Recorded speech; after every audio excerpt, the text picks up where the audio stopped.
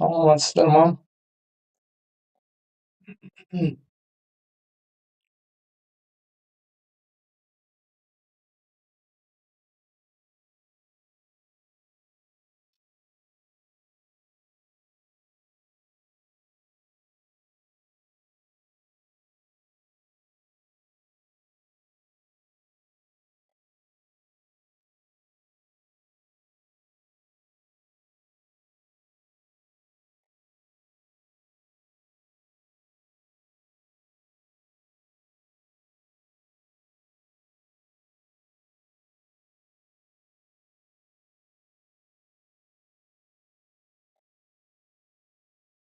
Саламатсыздар ма, құрметті оқушылар?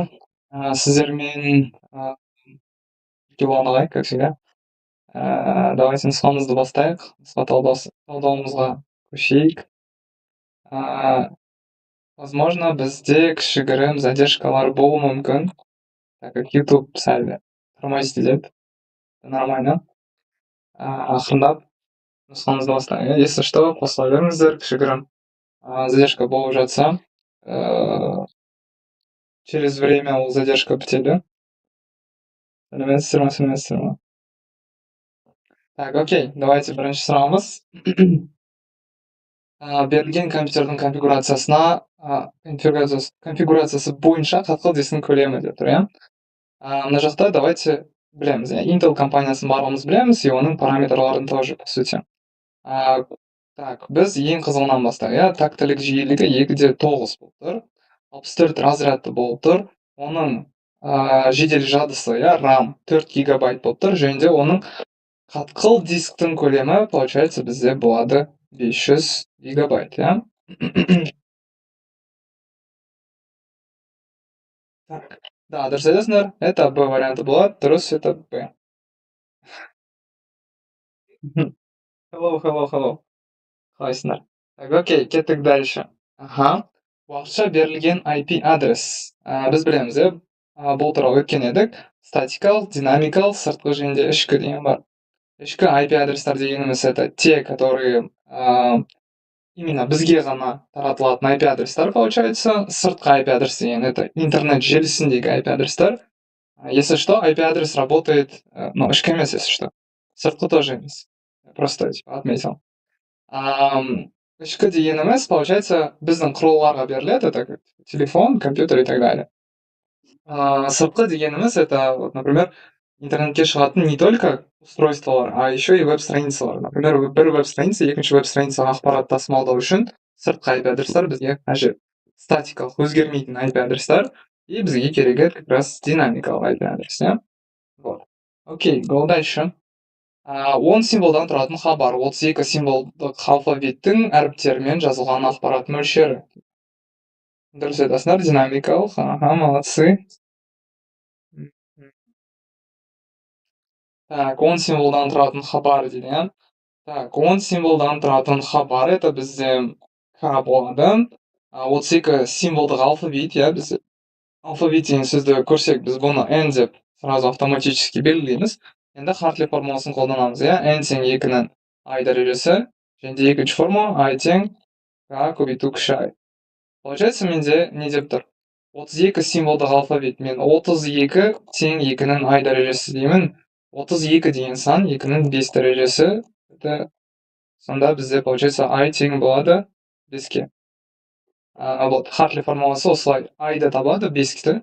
Получается, 2 мен 2 қысқарған үшін I тең 5 болады. Үлкен I-ды табатын болса, біз, получается, К-ны кіші I-ға көбейтеміз. Это 10 көбейтілген 5.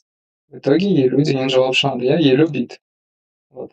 В итоге біз бұл вариантын белгілеп ары қарай кетеміз. Дұрыс, молодцы.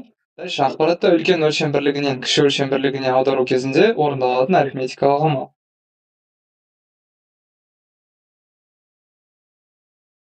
То есть, мына жерде айтып тұр.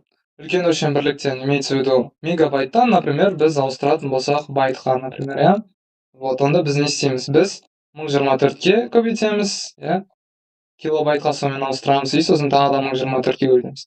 То есть біздің орындайтын операциямыз көбейту. Окей, дальше.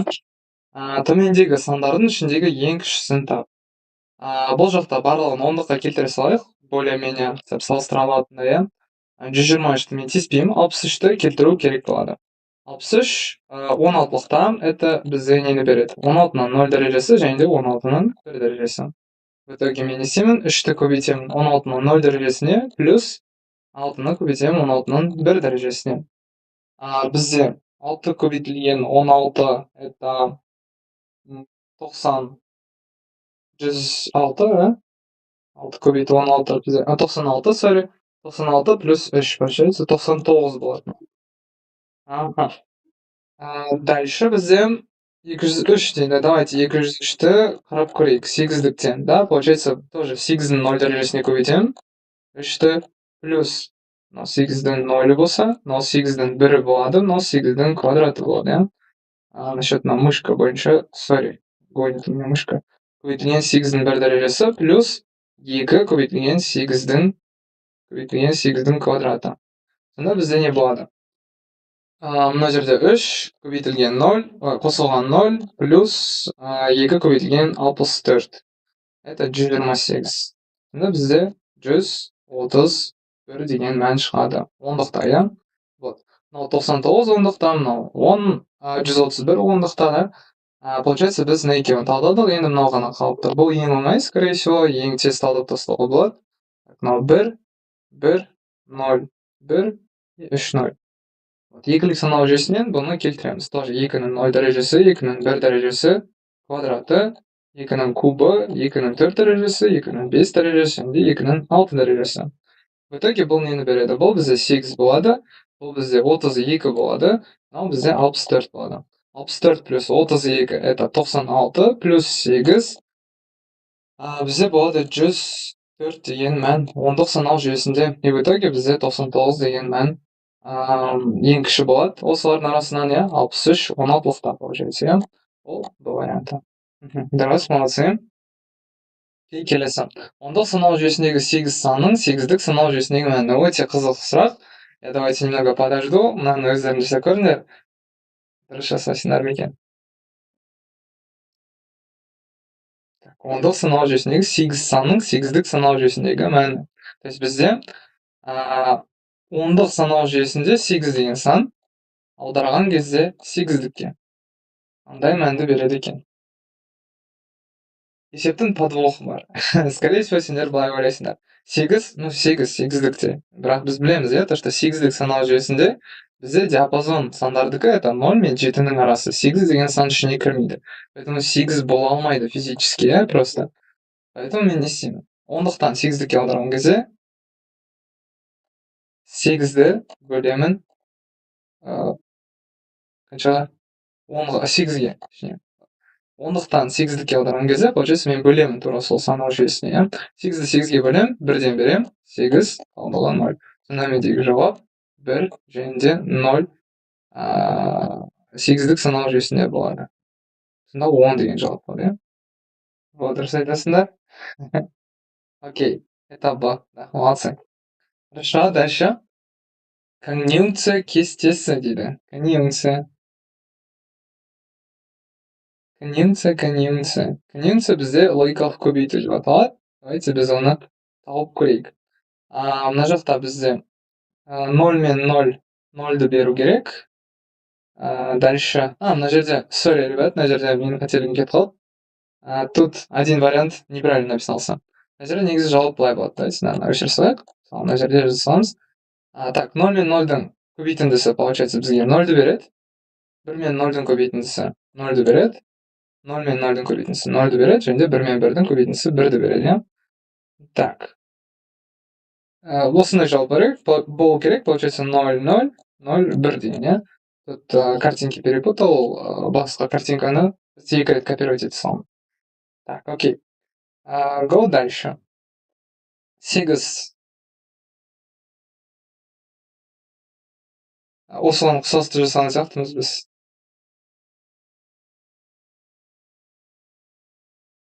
Так, біз мынаны жасадық па?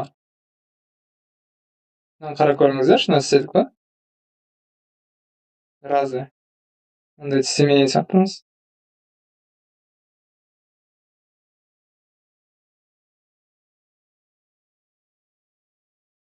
Егер істесек, давайте мен басқасын алсайын.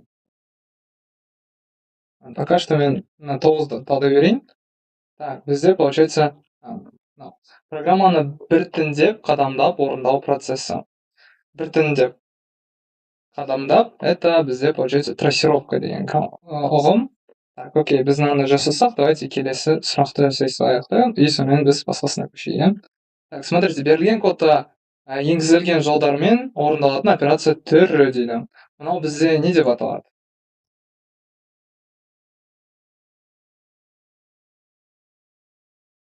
Мынау бізде конкатенация деп аталады. То есть екі строчканы қосқан кезде, екі жолды қосу бізде конкатенация деп аталады. Окей, хорошо, мынаны раз жасадық, давайте біз басқа нұсқаны алайық. В таком случае, так, екіншісін go дальше. Так, хорошо. Дальше бізде барлық негізгі бөлшектер мен тораптар орнатылған компьютердің басты микросызбасы. Так, бізде бүкіл микросызбалар, микро құрылғылар болсын, вообще в целом құрылғыларын орналасады қай жақта? Понятно, это аналық тақша, иә, бүкіл құрылғылар бізде аналық тақшаға келіп жалғанады. Даже процессор аналық тақшада, даже бейнекарта в любом случае аналық тақшаға барып жалғанады, иә. Так, плавно что?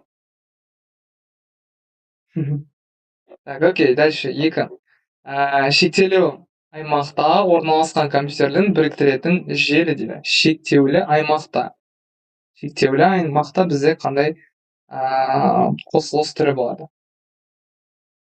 Так, да, бірде Б, екіде не болады? Аймақтық, иә. Мына жақта атының өзі айтып тұр, аймақтық деп, иә. Аймақтық желі болып саналады. Окей, дальше. Айлай кодинг хабарламаның тырнақша есепке алмағандағы ақпараттың көлемі қандай болады? Так, мынандай сұрақты біз білуіміз үшін не істеуіміз қажет? Мынаның ішіндегі символ санын санап аламыз, иә. То есть символдар саны қанша бізде? 1, 2, 3, 4, 5, 6, 7, 8, 9, 10, 11, 12, 13 леп белгісімен 14. 14 символ бар. Осы 14 символдың ішінде ақпараттың көлемі қандай дейді? Смотрите, 14 символ, это бізде автоматически біз айтқан едік 14 байт деп, иә, бір символ 1 байт, өйткені бізде әр әріпке оның өлшемін бермеген еді, значит мен 14 байтты енді битқа айналдыруым керек. А для этого мен байтты 8-ге көбейтемін. Сонда бізде 112 бит шығады, иә. 112 бит, сонда жауабы С болады, иә. Молодцы. Ақпараттың символдарын санын анықтау формуласы дейді, иә. Так, символдардың формуласын анықтау, символдардың санын анықтау формуласы. Бізде, короче, смотрите, мына формула бар. N тең 2-нің I дәрежесі Хартлиға қатысты болып тұр. И I тең K көбейтілген кіші I деген. K көбейтілген кіші I деген формула. Получается, бізде символ санын анықтайтын формула это K. Значит, сразу на X минус кетеді. K-ны іздейтін болсақ, біз не істейміз? Біз үлкен I-ды білуіміз керек кіші I-ға, да? Вот, мына формула енді бізге в данном случае керек болған жоқ. Сонда біз D вариантын белгілейміз, иә? Окей. Дальше. A34 16-лық санның ондық санау жүйесіндегі мәні қандай болады дейді. Так, давайте санап көрейік. Уже до этого жасаған едік. A34 16-лық санау жүйесінен біз қалай жасаймыз? 16-ның 0 дәрежесі, 16-ның 1 дәрежесі, және 16-ның квадраты дейміз. Бірақ біз басымызда ұстап отыруымыз керек. То, что A дегеніміз, это 16-лық санау жүйесіндегі 10 деген сан, иә?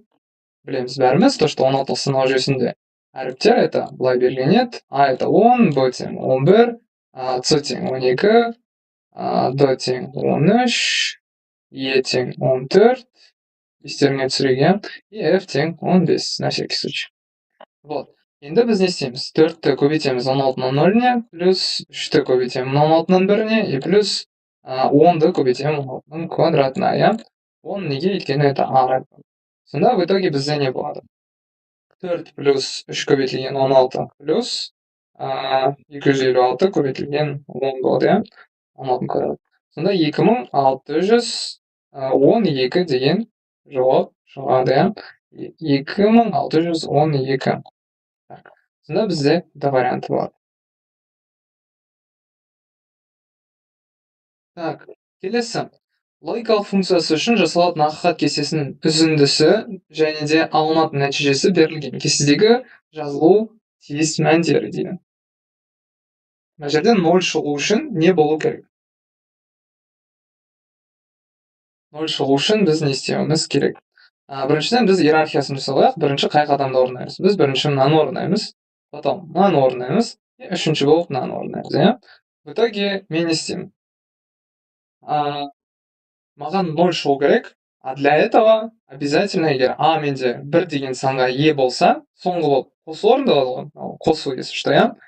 То есть а қосылған, то есть қосу мынандай вот белгі, любой санмен 0 болсын, 1 болсын, бәрібір, ол маған в любом случае 1-ді береді, иә, егер а 1 болатын болса. Бірақ егер а 0 болатын болса, біз соңында 0-ді шығара алатындай боламыз. Тогда менде а әрпі в любом случае 0 болу керек.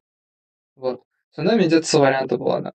Давайте С вариантын тексеріп көрейік. Мысалы қараңдар, 0 қосылған, инверсия 1, көбейтілген, көбейтілген сайын 1-ге деген сияқты, иә? То есть в итоге менде бірінші мынадан 0 шығады, ол көбейтіледі, мына 1 мен менде шығады 0, иә, 0 көбейту 1, 0 болады. И потом 0 мен 0-дың қосындысы как раз таки 0 болады. Да. Сонда бізде С варианты дұрыс болады, иә? Келесі. Енгізілген n санын үшін программаның нәтижесі қандай болады дейді. Так, давайте посмотрим. Мынау не істеп жатыр бізде? Варианттарда 10 санына қалдықсыз бөлінетінін тексереді дейді. Окей, цифрлардың санын анықтайды дейді. Бөлгіштердің санын анықтайды, цифрлардың қосындысын анықтайды дейді. Но мен мына жерде бұл вариантын алар едім, өйткені мынау немного глупый, просто шартты айтып жатыр да, мына жерде бар шартты. На самом деле ол просто көмекші команда болып тұр, мына n командасы, поэтому бұл а емес, точно емес. Бөлгіштер санын анықтайды, ну, в принципе, maybe тоже. И цифрлардың қосындысын анықтайды. Ну, давайте көрейік, иә. Любой бір сан беріп көрейік, мысалға 123 болсын. 123 деген сан менде n-ға тең, k 0-ге тең. Енді 123 менде тең емес 0-ге. Значит, менде бірінші итерация кезінде n тең болады қаншаға? 123-ті 10-ға бөлген кезде бүтін саны 12 болады, иә? Вот. И k-ға 1 қосылады. K тең 1 болады. Сосын цикл қайтадан үстіге барады да тексеріледі. Екінші итерация. Екінші итерацияда менде 12 тең емес 0-ге. Сөйтіп мен қайтадан ішіне кіремін де 12-ні 10-ға бөлем, бүтін саны болады 1-ге тең. К тағы да плюс 1 болды. Значит, 2-ге тең болды. Үшінші итерацияда мен қайтадан үстіге барамын да, мен тексеремін. 1 болған сан, ол тең емес 0-ге до сих пор. Значит, менде үшінші итерация басталады, n тең болады 1 бөлінген 10. 1-ді 10-ға бөлсек, бүтін саны 0 болады. Енді k тең болады, тағы да плюс 1, k тең болады 3-ге.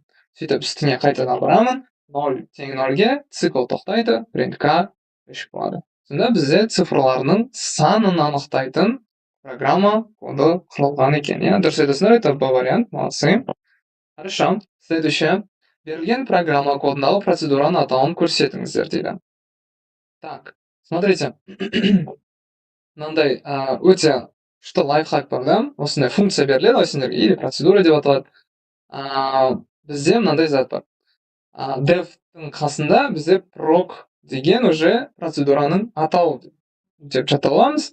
Потом осындай сұрақ келетін болса. Смотрите, мына жерде менде бір мән беріліп тұр. Және де мына жерде тоже сол мәнді example деген айнымалыға сақтап жатыр, по сути. То есть, мынаны мен шақырам, proc деген функцияны ол былай запускается, и потом менде example деген айнымалы тең болады world-ға. Да? И потом мен, получается, hello, world и леп белгісін шығарамын. А потом жолдашаны 20 рет шығарамын деген сияқты, например. Бұл екі мән екі түрлі атаумен беріледі. Мынаны біз аргумент дейміз. Аргумент, на всякий случай. Бұл аргумент деп аталады. Ал мынау бізде параметр деп аталады. Параметр деп аталады. Поэтому это разные вещи. Егер сендер процедураны шақыртатын болсаңдар, мынау басқа зат, мынау басқа зат. А негізінде процедураны аты міне proc болып тұр. И дұрыс жауабы А болады. Вот. Окей, go дальше. 45. Ондық санның екілік санау жүйесіндегі мәні қандай болады?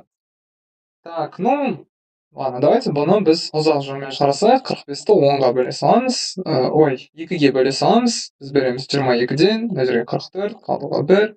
22-ні 2-ге бөлеміз, біз береміз 11. Мына жерге 22, қалдыға 0. 11-ді 2-ге бөлеміз, біз 5-тен береміз, 10, қалдыға 1. И 5-ті 2-ге бөлеміз, 2, 4, қалдыға 1. 2-ні 2-ге бөлеміз, 1-ден береміз, 2, қалдыға 0. Сөйтіп үстіге қарай жинайтын болсақ, бізде жауап шығады 1, 0, 1, 1, 0, 1, получается. Вот, осындай мән шықты. Енді осыны тауып ала саламыз. Бізде вот Д варианты болады, иә? Сразу тауып алдық. Хорошо. 13 сұрақ. Компьютерді ақпаратты өңдеуге жауапты құрылғы дейді. Компьютердегі ақпаратты өңдеуге арналған құрылғы. Ақпаратты өңдеуге арналған құрылғы бізде процессор, да? Процессор. Окей. Молодцы. Так, процессор бізде компьютердің миы, и ол бізде бүкіл ақпаратты өңдейді. Хорошо. Дальше, SQL сұраныс тілінде кестедегі жолдарды өзгерту командасы дейді. Так, мына сұрақты мен қалдырып кетемін сендерге ойлануға, өйткені біз мына тақырыпты енді өттік. Попробуйте, жасап көріңдер дұрыс. Мен пока екіншісін жасай беремін, примерно. Стационарий дейді, деректер қорында. Digit өрісінің типі қандай болады? Digit өрісі мына жерге келіп қараймыз. Digit менде как-то сан и плюс сөз түрінде тұр, да? Поэтому это точно уақыт емес, точно дата емес. Екеуі сразу минус. Ол сандық болу мүмкін еді, но сандық болу үшін сенде только сан болу керек. Мына прайс сияқты, например, поэтому ол емес. Мәтіндік болады, получается, только мәтіндік. Так, молодцы, дұрыс айтасыңдар, это апдейт. Я мына жерде SQL сұраныс тілінде кестедегі жолды өзгерту командасы, тек қана жолды, это апдейт. Бағанды өзгерту үшін, мына жерде жол емес, баған немесе өріс деп тұратын болса, онда alter деген команда болар еді, иә? Вот. Эфир сақталады, иә? Так, дальше деректер қорынан қажетті ақпаратты таңдау құралы дейді. Қажетті ақпаратты таңдау құралы дейді. Так, ну біз мынаны тоже өткен едік, иә? Бізде жалпы SQL деген ұғым бар. SQL, бұл жерде Q әрпі query. Query дегеніміз бізде сұраныс. То есть язык в целом предназначен для чего? Чтобы біз сұраныс жасадық. Ақпаратты таңдап, біз, получается, шығарамыз деген сияқты, сұраныс жасаймыз. То есть сұраныстар тілі, по сути, SQL деген. Енді, да, дұрыс айтасыңдар, это С болады. Дальше 14. Excel кестелік процессорында төменде берілген кесте деректер мәтін түрінде енгізілген ұяшық дейді. Мәтін түрінде бізде қайсы енгізілген? Мәтін түрінде.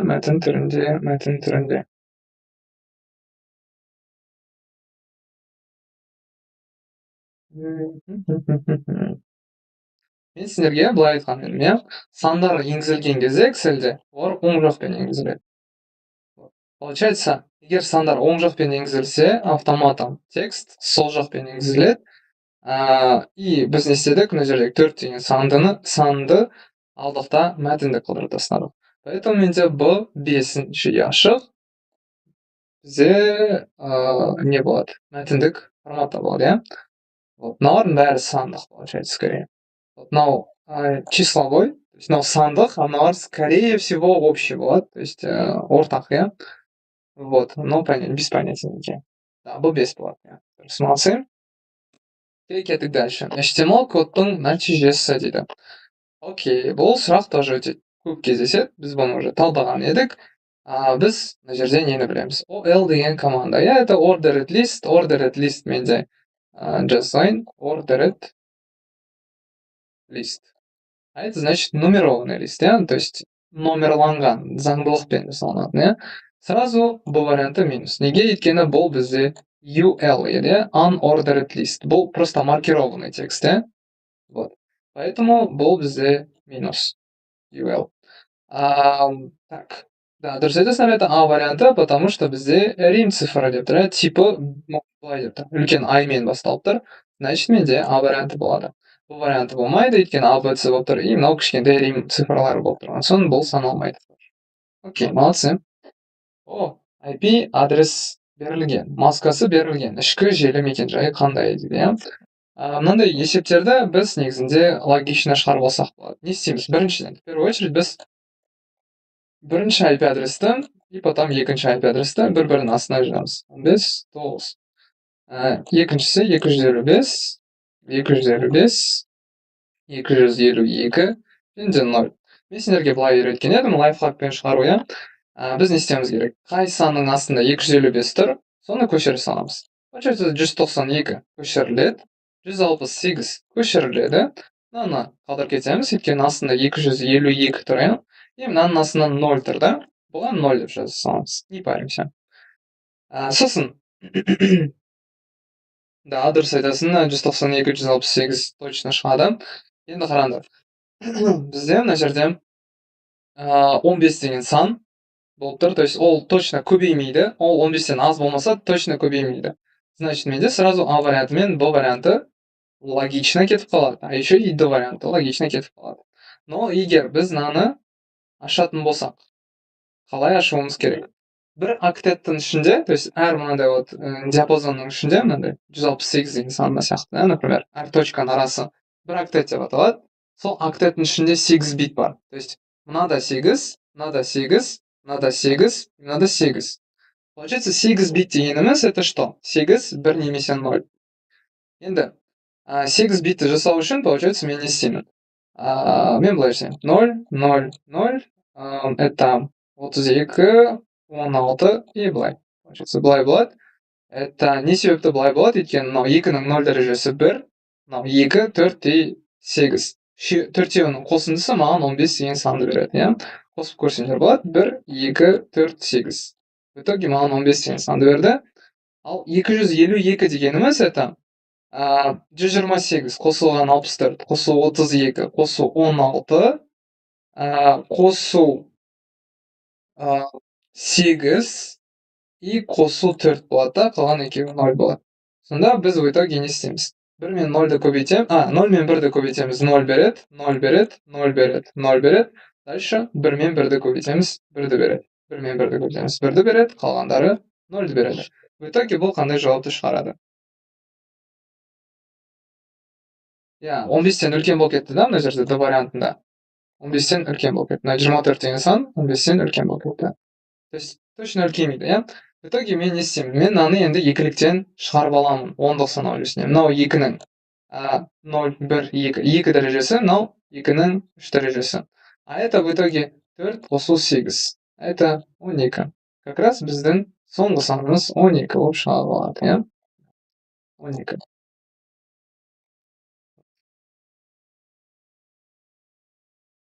Да, дұрыс айтасыңдар, молодцы. Бізде 15-тен точно жоғары сан болмайды, 12, ну как бы 15-тен төмен любой сан болады, немесе 15-тің өзі бола алады. Вот. Да, дұрыс, окей, хорошо, дальше. 256 8-дік санау жүйесінде минус 1А 16-лық санау жүйесінде, иә.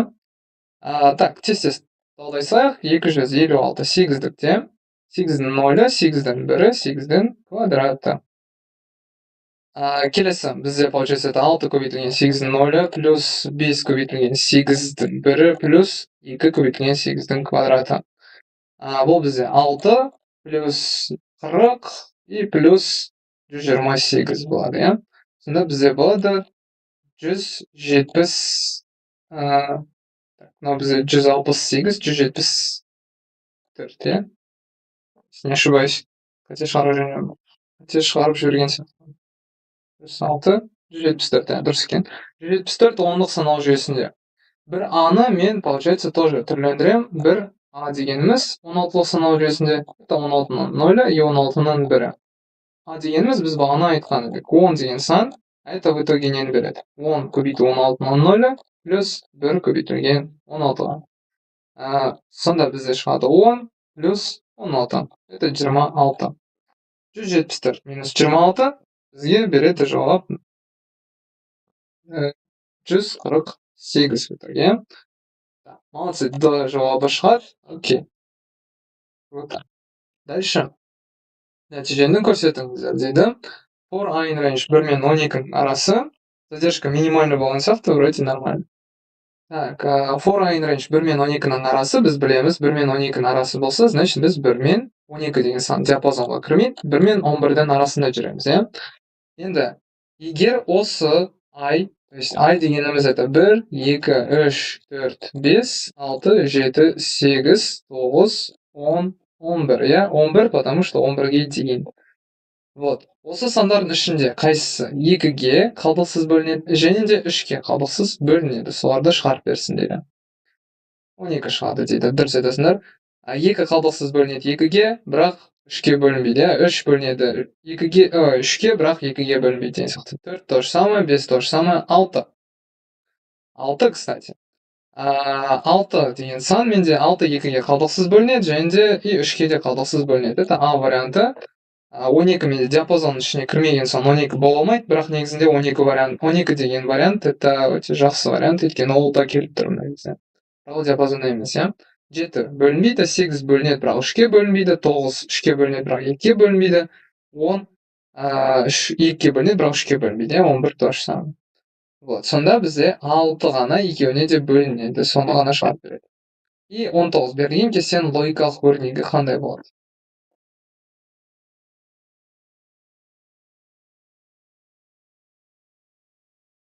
Логикалық өрнек. Мынандай есеп келген кезде біз именно мынаған назар аударуымыз керек. Самый уникальный бір какой-то жол осыны бірінші шығарып алу керек. Скорее всего, қалғандар келмей қалады, но давайте попробуем көрейік. Бұны жасау үшін бізге не істеу керек? Бұны жасау үшін маған бұны бірге айналдыру керек. Скорее всего, өйткені мына жақта мысалға бұл 0 болып тұрса, мына жерден стоп. А варианты да келе береді екен.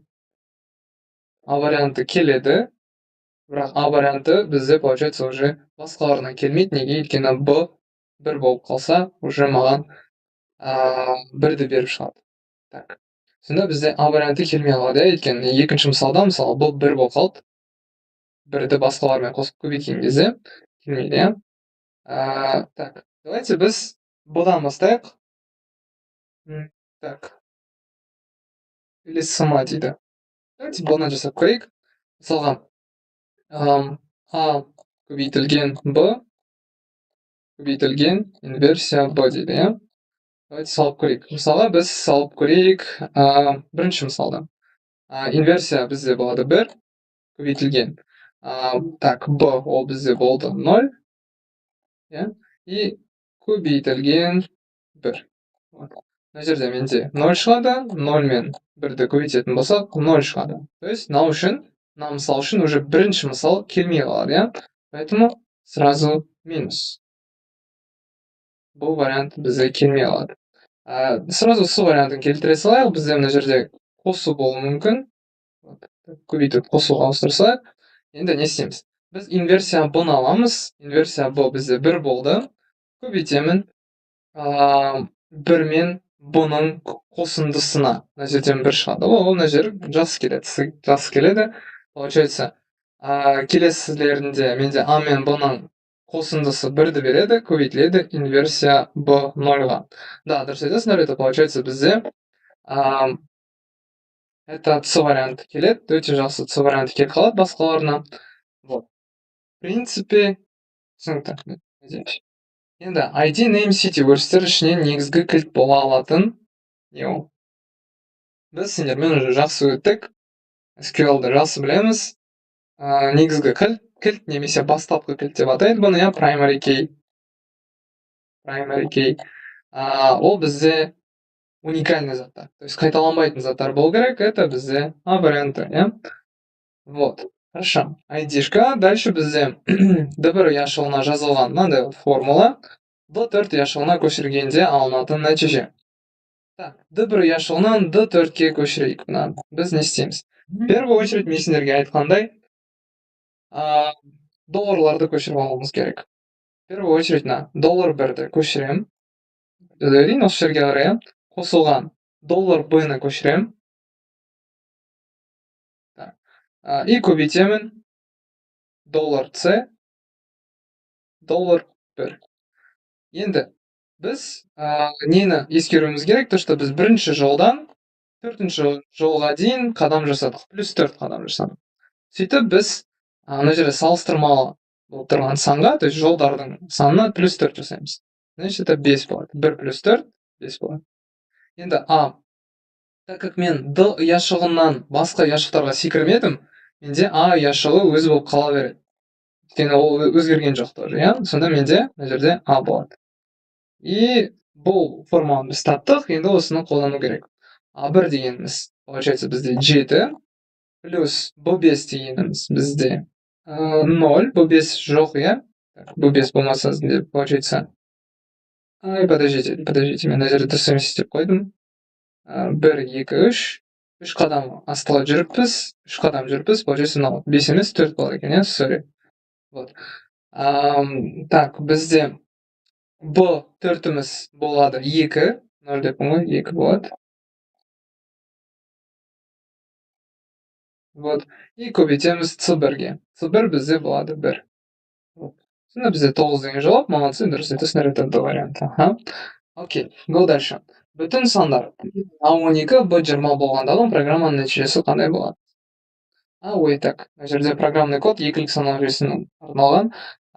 Негізінде Pythonның коды болу керек, забыли поставить. Ладно, кеттік дальше. Customer кестесінде деректерді енгізу дұрыс нұсқасы. Так, сендер бұны уже жақсы білесіңдер, иә? Давайте попробуем сделать. Дұрыс енгізу нұсқасы. Внимательно қараңдар, мына жерде өте ұқсас заттар көп.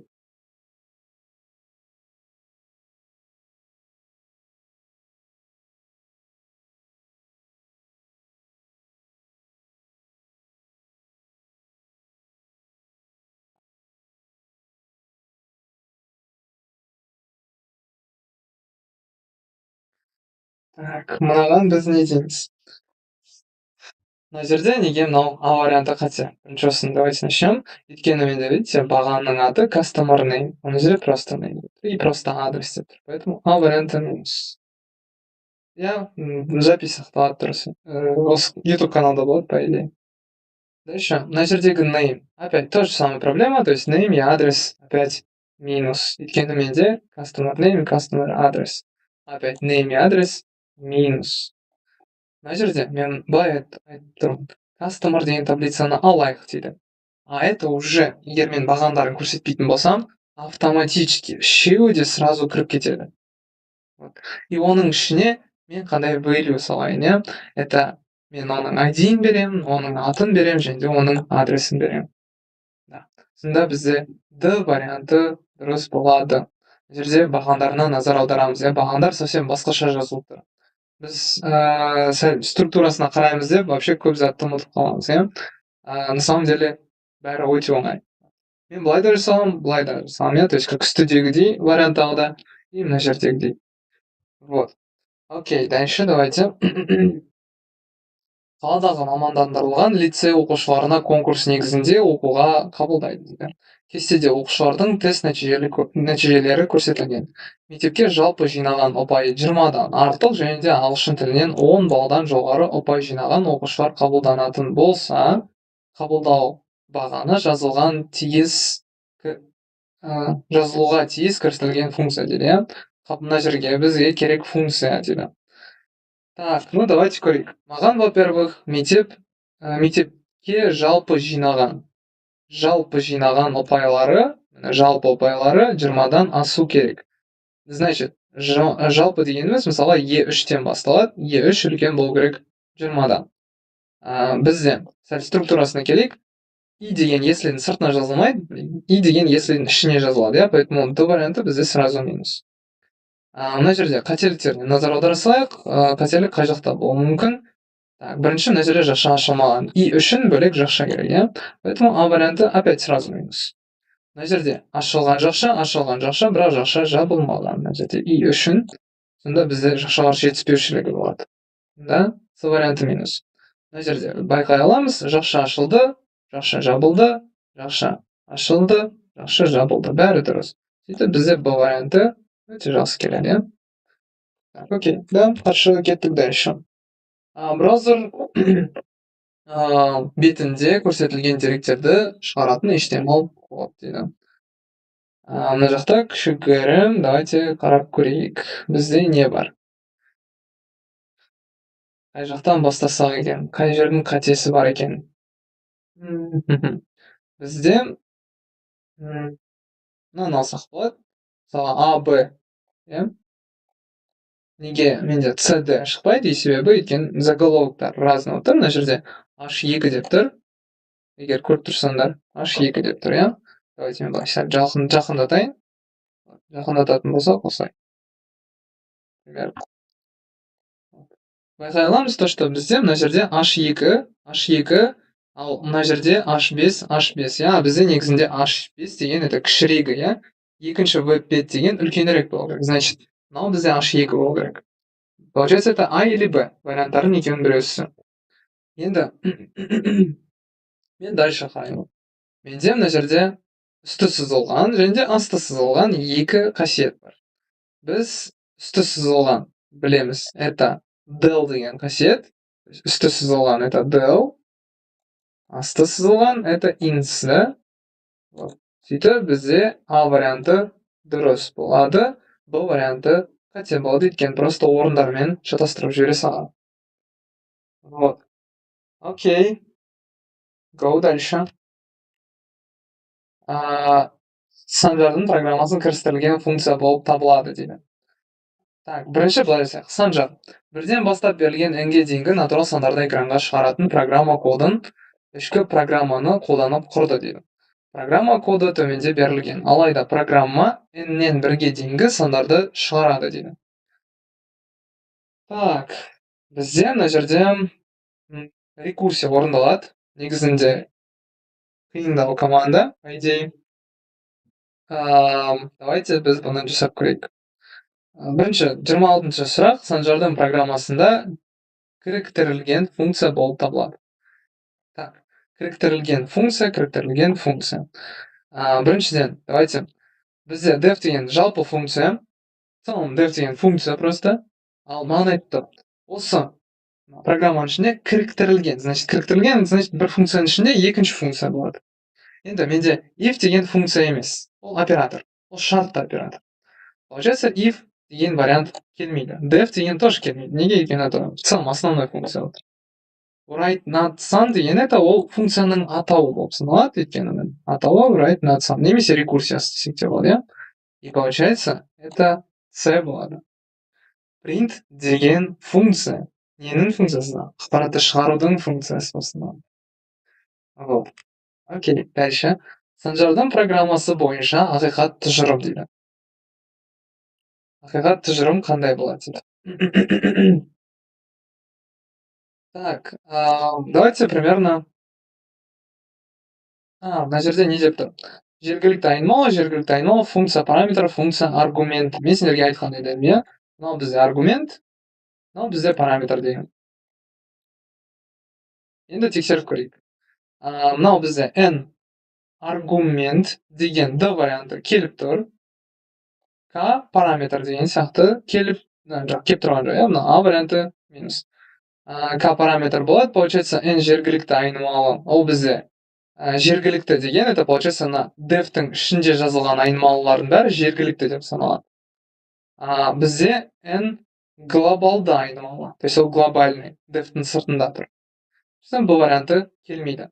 n функция параметрі. Функция параметрі бізде k болып тұр, иә? Параметр k. Поэтому c варианты тоже минус. Вот. Осылай, окей, дальше. Мынаны қалай, кстати, жаттауға болады? Лайфхак айтайын. Смотрите, на d деген. D деген сөз тұр ғой, def-та. Def, на d ол перевернутый p сияқты, да? То есть, мынаны былай аударатын болсақ, d-ны p. P это параметр деп жатталсындар болады. То есть, на def-тің қасына жазылатын айнымалы автоматически параметр болады. Мен сөйтіп жаттадым өзім, өйткені реально шатасатын моменттер өте көп.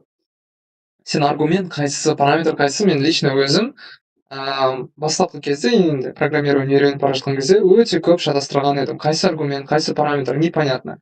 Мен сөйтіп d-ны, просто айналдырылған p деп жаттап алдым. А это значит, p болса, значит параметр деген сияқты, иә. Вот. Сондай вот небольшой лайфхак бар. Мгм. Окей, дальше. Санжардың программасының екінші жолындағы шарты if k үлкен 4-тен деп өзгертіп, n тең 10 болғандағы нәтижесі дейді. Давайте қойып көрейік. 10 деген нәтижені жасайық. Write not sun менде мына жерде 10 деген айнымалы үстіге кетеді, иә. n 10 болған соң мына жерде k тоже 10 болады. K менде 10 0-ден үлкен. Значит, маған шығады бірінші 10, да, потом 9, да, почему 9? Бірінші, грубо говоря, рекурсия деген это функцияның қайталана беруі десек болады. Сонда маған шығады мына жерде 10 деген мән бірінші, потом менде мына жерде 10 минус 1 деген функция шақырылады. То есть қайтадан мен функцияның үстіне барып қайтамын. Но уже 10 мен емес, уже 9 бен қайтамын.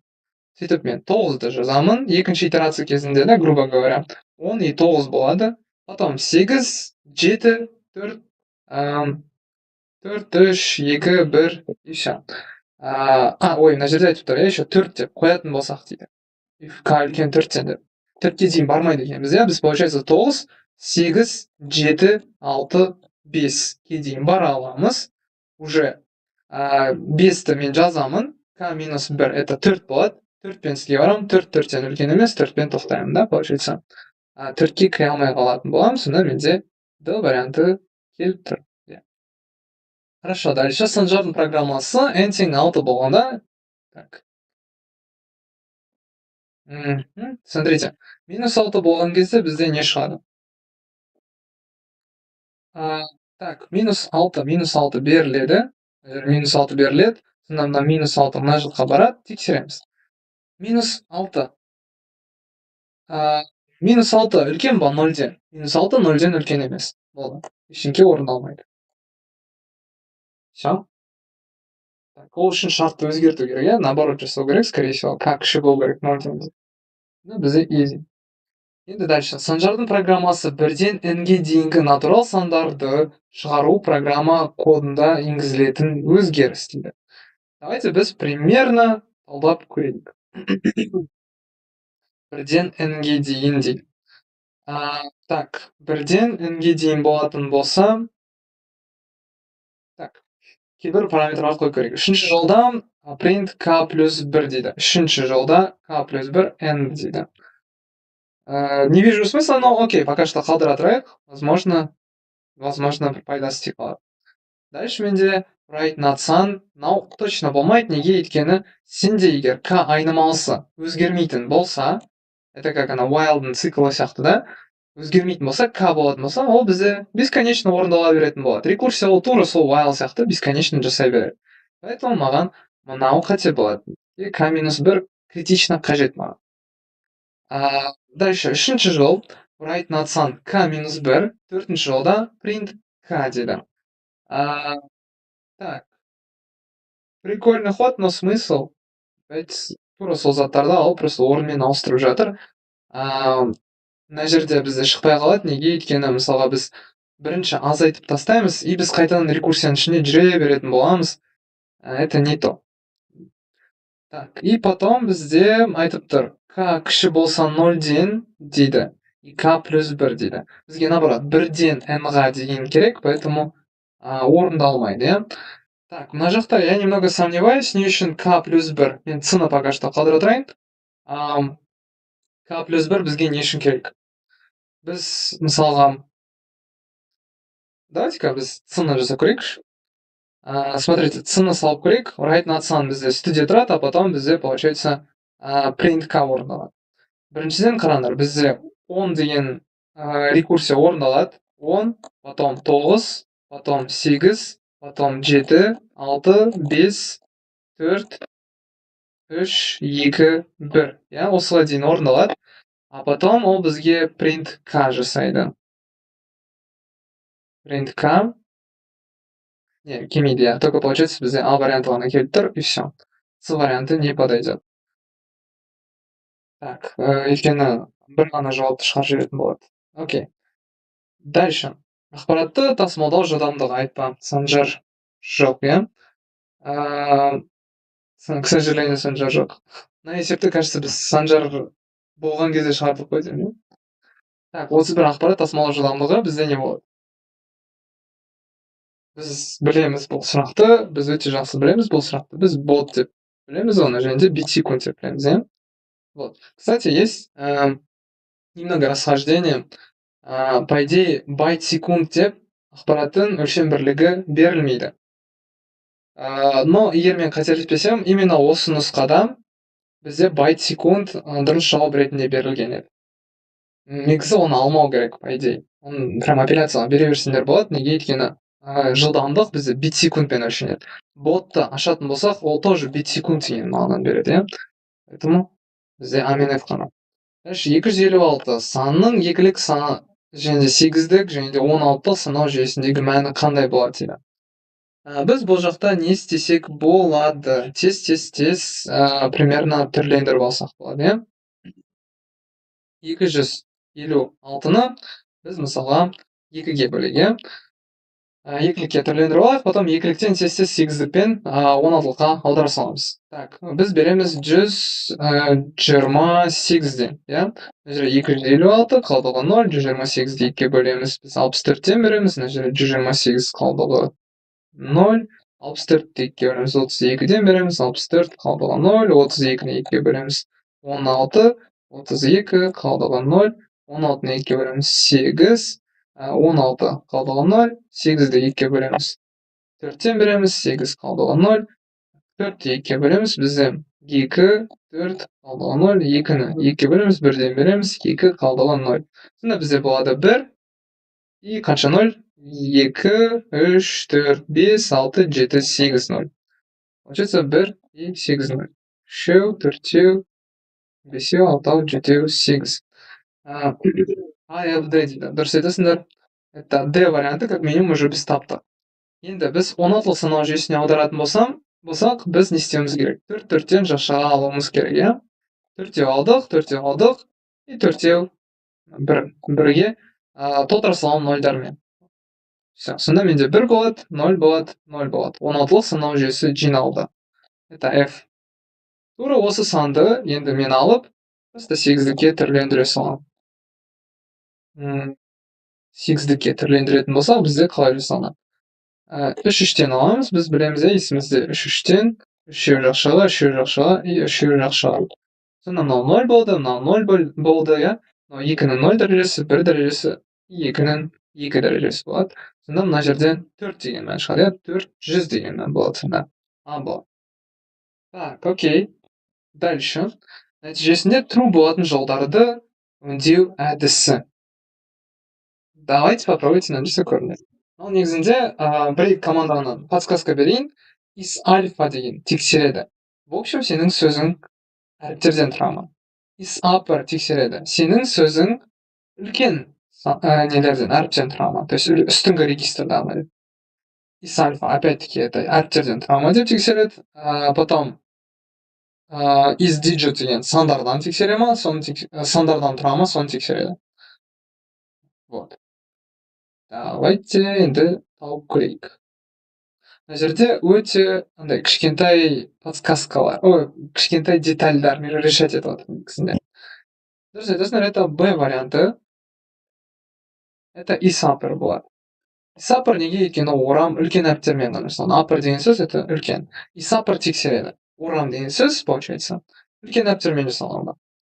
Дальше Е деп жатсыңдар ма? Е, да, это Е. Не себепті? Өйткені менің мына сөзім, то есть траншаның ішіндегі, чисто сандардан тұрады. Ол, значит, осы. И дұрыс айтасыңдар, это С варианты is альфа. Теперь, мынандай сұрақ. Неге А варианты емес? Почему С вариант?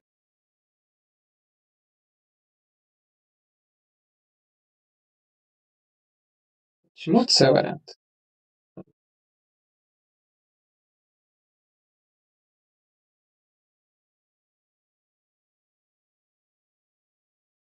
Давайте 35-ге дейін добьем. Потом қалған 5 сұрақты келесі сабақта добьем.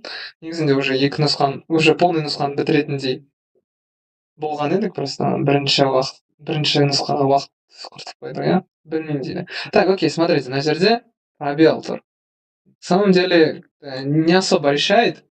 тест-центрда именно осы деталь почему-то зарешала. Тест-центрдің варианттарында. В жизни не должна решать, на самом деле, типа, ол қатты критичный емес, но это зарешало. Вот. Егер біз компиляторға жазатын болсақ, по идее, бұл орындай береді. Негізінде орындай береді. Но именно почему-то тест-центрдің вариантында бұл саналмады. Поэтому мынау минус и мынау минус, иә? Окей. Кеттік келесі. Update командасының дұрыс синтаксисі. Дұрыс синтаксисі. Біз есімізде, иә? Бірінші update командасы жазылады, потом таблицаның аты, потом set деген команда жүреді. Set деген update'тың помощнигі. Поэтому, как минимум, менде C варианты сразу минус, менде сразу E варианты минус, и F варианты сразу минус. Неге өйткені set жоқ. Енді осы барлардың ішінен таңдаймыз. Бізге болмайды сразу функциядан кейін тағы да бір функцияны қоюға в данном случае, то есть settан кейін where сразу қате. Поэтому А варианты минус. По сути, бізде Б мен Д ғана более-менее келіп тұр. То есть бір функциямыз біздің, потом біреусінен кейін, бір командадан кейін бір функция, бір командадан кейін бір функция и так далее. Примерно осылай. Получается, Б и С екеуде бола береді, иә? Хорошо, окей. Дальше. И соңғы болсын бүгінге браузер бетінде көрсетілген деректерді шығаратын HTML код. HTML код. Мына жерде енді көз ауырып кетеді-ау. Так, давайте примерно келтіріп көрейік. Бірінші біз қайсына назар аударсақ болады. Бірінші веб-бет дегенге қарасақ болады. H1, иә, бәрі H1 болып тұр. Дальше енді маған неге назар аудару керек? Ана түстеріне. Green, red, blue, green. Окей. Green, red, blue, green. Вот, мынау сразу уже көріп тұр. Blue, red, green, blue деп тұр. Сразу келіп тұрған жоқ. Green, red, blue, green. Окей. Дальше green, red, blue, green. Окей. Төрт вариант қалды. Так. Дальше бізде не деп тұр? Мына текст қалың и еще асты сызылған. B и underline, иә? Окей, бұл келеді. Астыңғысы менде тоже strong деген тоже қалыңдықты білдіреді. Бұл қалың, хорошо. И M это курсив. Курсив, и M хорошо келіп тұр. Ints асты сызылған. Окей, келіп тұр. А варианты в порядке. Дальше тексерем. U мен I, италик I, ол курсивті білдіреді. Поэтому сразу екінші веб-бет деген қате кетеді, иә? Бір элемент үшін. Дальше U мен B. То есть мына жерде просто B мен U-дің орындары ауыстырылған сияқты, поэтому не страшно. Мына жерде B қалыңмен жазуға болады, италикпен жазуға болады, ints нижнее подчеркивание, D варианты тоже келеді. Мына жерде менде қалың және де асты сызылған.